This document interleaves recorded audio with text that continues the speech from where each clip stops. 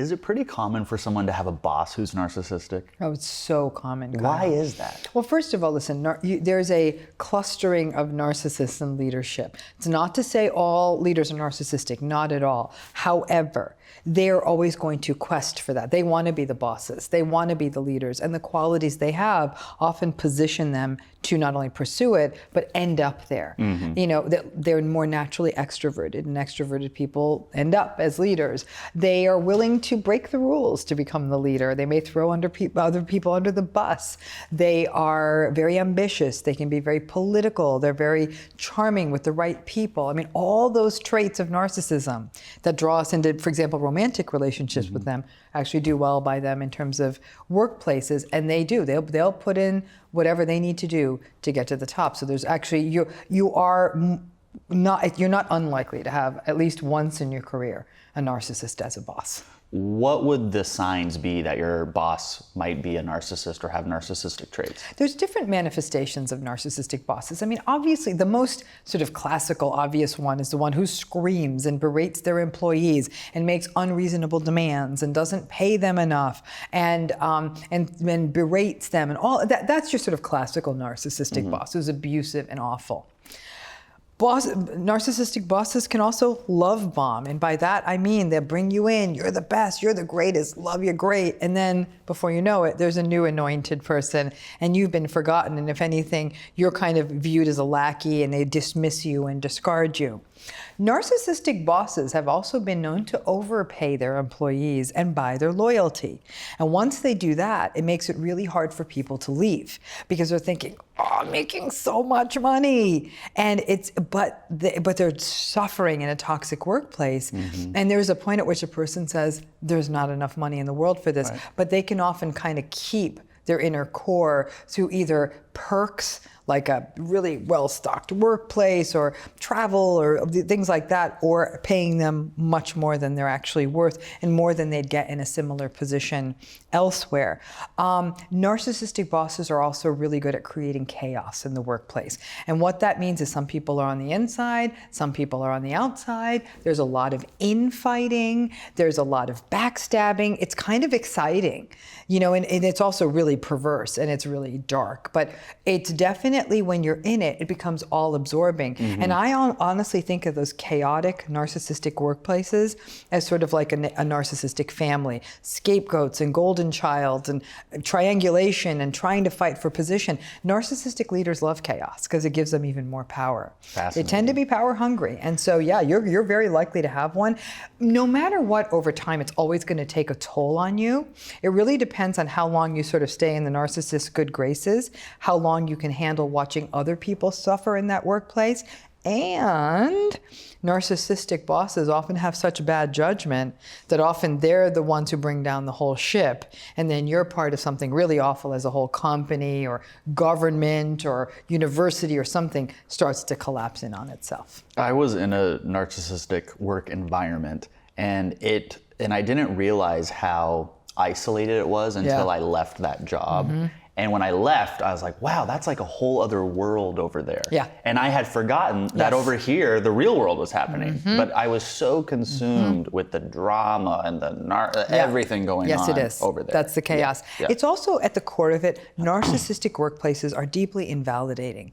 You're not even noticed for what you do. It's almost like people don't get noticed for the quality of their work or the volume of their work. They're noticed for other things that are toxic, like who's sort of the most charismatic and the most charming and who can play the game best. And so it feels like a really, really almost like an upside down universe where you're not, the things that should matter in the workplace, like productivity or excellence, don't seem to matter. So what do I do when I'm in a job that I really do love the work, or I have my dream job, or I have to stay there because I got 3 kids and I need the money, but my boss is a narcissist? How do I manage that? It's a tough one because at some level, I always tell people, your boss may very well outlast you, unless they make a huge mistake and they're removed, right? But I tell people it's the usual stuff. You've got to have realistic expectations. They're probably not going to be your champion. They may have seduced you to think that's going to be the case. You almost have to wait for the disappointment that when that promotion comes up, you're going to be overlooked, and that can be devastating for people. The key issue, though, is that people have to remember that sometimes these narcissistic workplace situations can escalate to the point where you need to go to HR, or you might even need to take legal action. You can't do a thing unless you have documentation. Every time you start a new job, assume the worst is going to happen. Save every email, save everything that's in writing, save. Put things in writing, document meetings, because that's all you're going to have if all of this falls apart. And so I think people go to HR and say, oh, my boss is a narcissist, and HR is going to look at you and say, what am I supposed to do with this? Right. You know, but if you say, these are emails I received and they're toxic and they're abusive, or these are text messages, or here's a call log of calls I received in the middle of the night, one after the other, HR can do something with that. An attorney can do something with that. And so I think a lot of people seem to think that they could waltz in somewhere and magically say, I have a narcissistic boss. Don't I have a lawsuit?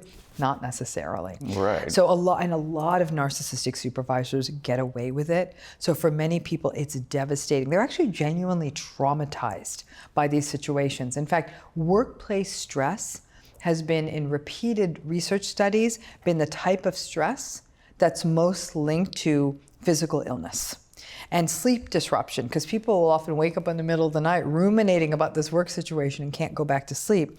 And oftentimes it's these narcissistic, toxic bosses, workplaces that are a huge contributor to that. So it is about documenting everything. It's about trying to avoid ever being alone with that narcissistic boss, if that's possible. Other people in the room, don't get in an elevator with them, try not even be in the restroom with them, because they're always going to do their dark arts when they can't be spotted. And so you really want to try to manage that as well as possible. Be careful if you decide to do a new job search. Don't do it on company computers, because that can be found out. Be very, very careful, because you might have to leave very quietly. If they find out you're looking for other work, they'll view that as a disloyalty, and they may even try to stop your escape. The fact is that this situation may not get better. And many times the narcissistic boss is surrounded by what I call their narcissistic minions.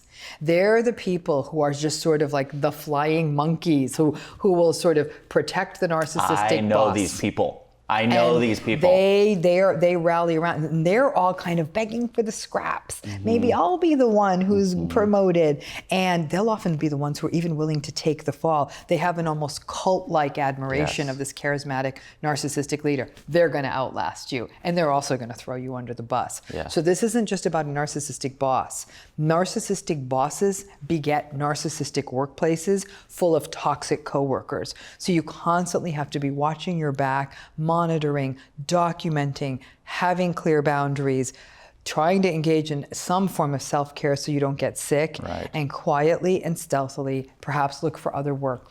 There are certain industries out there, like entertainment's a great, in LA, right? That's the cottage industry. Everybody wants to be in the game, and people will say, I will endure anything because I want to do this. And they'll have horrible directors, producers, studio heads, network executives, just each one more narcissistic than the next. And people saying, but, I want to do this. I want to be in this business. It's been my childhood dream. And then sometimes it just kills the dream for them. Sometimes I would say you might do better, maybe even taking a less good paying gig or finding some other way of being in that industry, because being in a toxic workplace can really take the love out of the game, no matter how much you enjoy it. But like you said, Kyle, just simply doing that work in another arena, you're reminded that there's this whole other world out there, and it's healthy and it's good. And you may not get paid as much, or it may not be as exactly the job, but it allows you to keep doing the thing that you may like doing. Right. Now, I know we're talking about bosses, but can we quickly discuss if you have coworkers who are narcissistic? Yeah. That's not uncommon. It's interesting because sometimes people will say, well, if you have narcissistic coworkers, but your boss is okay, wouldn't the boss see it? Not necessarily. Narcissistic coworkers are masterful at really sort of massaging and admiring and being on their best behavior for the boss, but then treating other people horribly. And if you're the one who runs to the boss, and you almost sound like a tattletale, because the boss may actually think that this person's great, and bosses may not have the big line of sight that allows them to see how the rank and file are all treating each other. And so narcissistic coworkers can impede your progress within the organization, spread lies and rumors and gossip, literally undermine you, steal your ideas, pitch your ideas as if they belong to the narcissistic person. I mean, it can go really, really dark. And so a narcissistic coworker could actually derail your career as much as a narcissistic boss can. You can't underestimate that. Same rules apply. You've got to document. And another piece of advice is you got to remember, stuff that sits on a company server belongs to the company. As you start accumulating these emails, you may need to get in the habit of printing them out and keeping them in a folder, like a file folder, paper folder, outside of there. Keep taking them to work. It does seem like a lot of work to do that, but it is its own part of your job if you're ever going to have to protect yourself. It may not even be because you're going to file a lawsuit or a complaint or a grievance. It may simply be because you need evidence that this was your idea. So you may, with good faith, share this idea, and when that comes up in a meeting, that gets tricky. Make sure you have clearly time-stamped evidence that this is when this idea was developed. The timing doesn't work out. So, but unfortunately, narcissistic coworkers are really good at infiltrating the leader, manipulating them, winning them over. And sometimes those systems cannot be permeated, and you may have to leave. Understood. Well, we've talked a lot about narcissism in this series. Is there anything we haven't touched on that you think we need to touch on? For all of these kinds of relationships, for how different they are, how different the architecture is, how they begin, how they can end, the rules remain the same. Realistic expectations, radical acceptance, don't over-engage, don't waste time defending and explaining, set boundaries. I mean, all of it is really about your mental preparation for these engagements and whether or not you want to stick it out or not, and then figure out if you're going to stay, what that looks like, if you're going to leave, what that's going to look like, what are the ramifications, and what's your endurance for this. Different situations are much more toxic than others. And again, like I said, I really get at this in this new book of mine, Don't You Know Who I Am? Because this is a big, these kinds of different relationships do require different techniques. So even though the top notes are the same, the way you execute them, the way you communicate with a narcissistic toxic boss is going to be very different with how you're going to communicate with a narcissistic mother. Right. So although again, it's maybe realistic expectations, but what that means is going to be quite different. Got it. Well, I just want to say that I think you are enough, and my opinion may not matter very much, but there it is for you. Thank you. And I want to thank you guys for watching this series. And remember that Dr. Ramani has many more series on narcissism at MedCircle, so make sure you check those out as well. And of course, remember, whatever you're going through, you got this. Thanks for watching. Check out the links below for more information on how to access this full series, and subscribe to our YouTube channel to watch new mental health videos every week. Did you like what you heard in this video? If you want to ask a MedCircle doctor a question directly, you can learn how by visiting the links in the description below.